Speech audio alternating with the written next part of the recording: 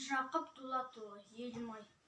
Ем табылмай дертіңе мен ертеден, сол бір қайғың өзегімді өртеген.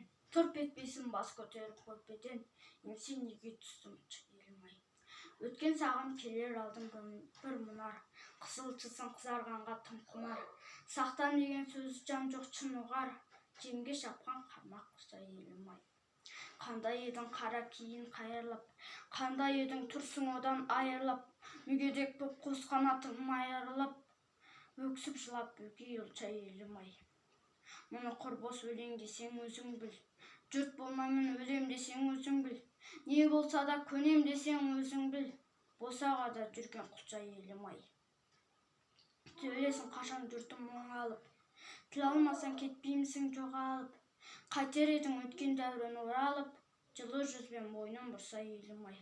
Сол күніңді көрсем менің арманым, жоқтамасем өзге тілек қалғаным, сұм жүрегім селк етпейді қалғаным, бол мінезің бойда тұрса, елім-ай.